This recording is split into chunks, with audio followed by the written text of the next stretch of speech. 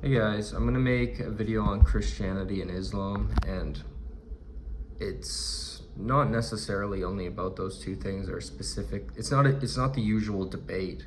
But anyways, I'm gonna get into it, and hopefully it's relevant to somebody. But I was on YouTube last night, and I came across a Bryce Mitchell clip. And if you don't know who Bryce is, he's a UFC fighter. He's very outspoken about his religion and his faith and his life and kind of the way he lives.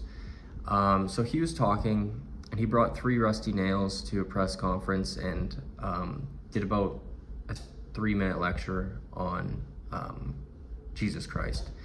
And it was very passionate. It made me pay attention, and it was one of those moments that's captivating and you pay attention. And no one there was disrespectful to him or anything like that. There was in his talk, there was things that he said that weren't in the Bible. He at one point said that Jesus was castrated, and he said a few other things that I never have read in the Bible before. So I took in the lecture or his talk, and then I fact checked him because it didn't seem to be correct to me. And there was no castration of Jesus in the Bible. I did look up Roman crucifixion methods, and the Romans did do that to some people during the time period, so it might have happened, but there was no biblical reference of that, as well as a few other things that Bryce said. But so I looked into the lost chapters of the New Testament. Now, if people follow Christianity, they know that the Ethiopian Bible has, I think it's something like 6 books that were left out of the Torah and the Old Testament, and are more about angels and magic and things like this. That's not what I'm talking about. There's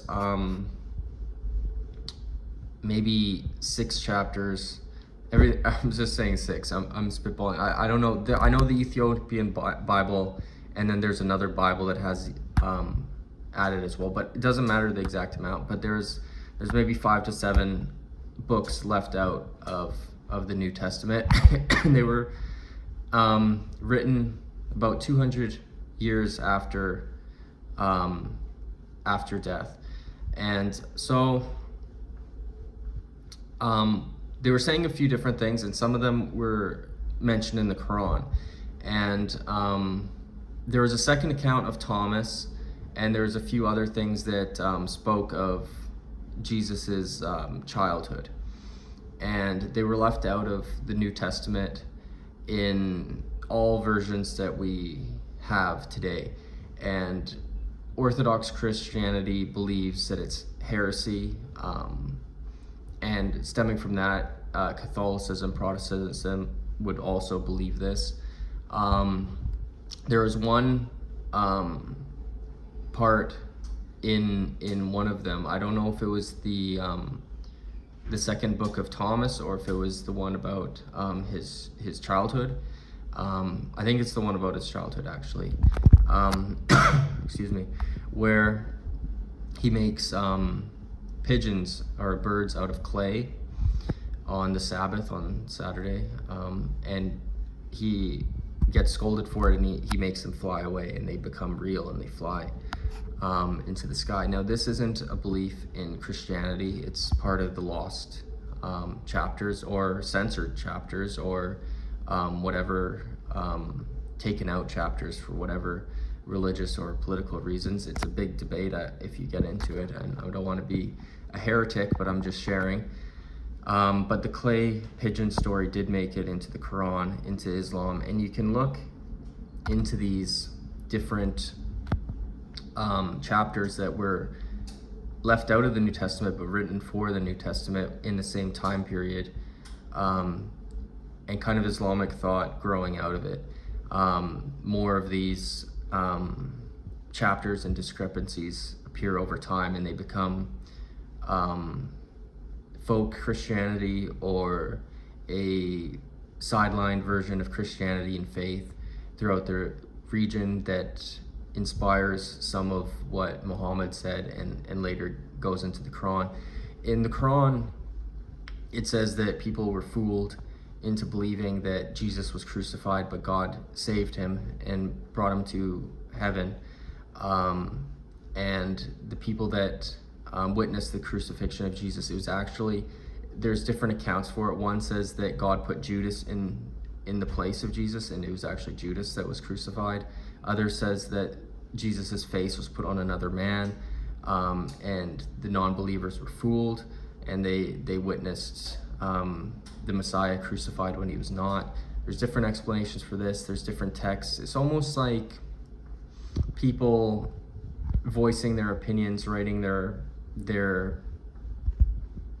pieces on it or whatever. It's not Christian canon, and there's a Gnostic element to the lost verses and lost books as well that said that Islam and Christianity have both said are incorrect, and it was actually Jesus teaching that heaven is on earth and it's within you, and it's not actually a place that you go after you die.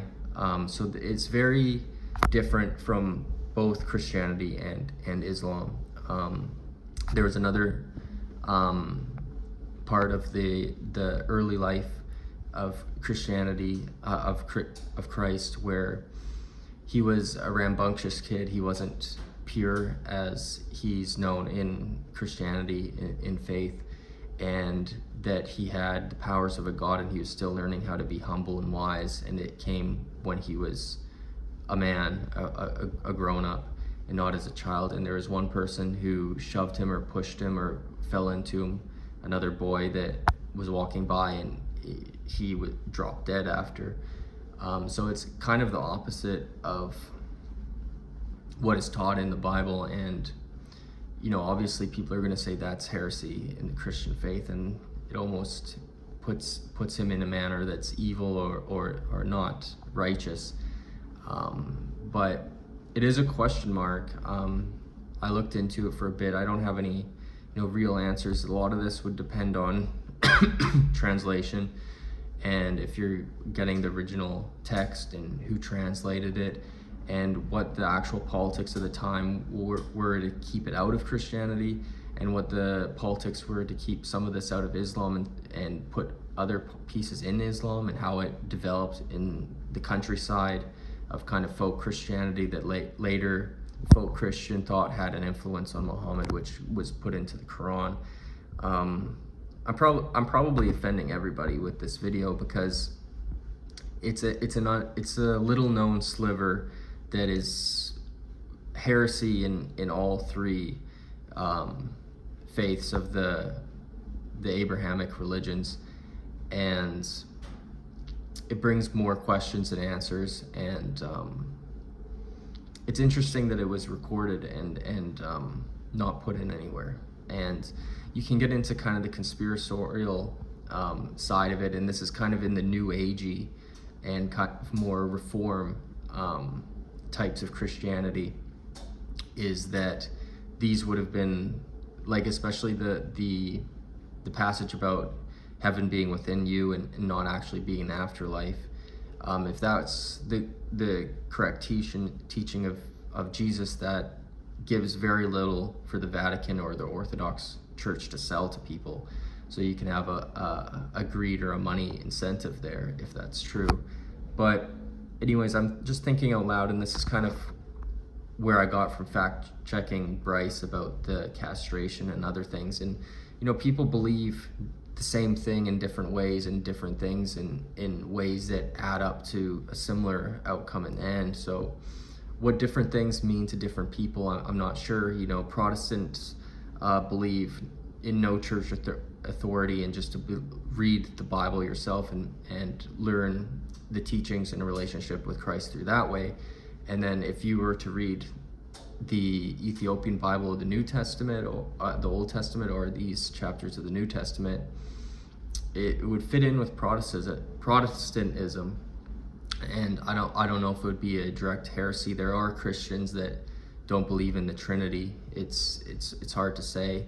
It also shows a little bit of evidence for the theory that's in the Quran. I don't want to be offensive saying theory, but we're talking broadly here and zoomed out, but of Christ not being crucified. So it's interesting. It shows a lot more depth to canon and to both the New Testament and the Quran. So I thought that would be interesting to share. But anyways, I hope everyone's doing well, and God bless everybody, regardless of your faith. God bless you, and thanks for checking this out. All right.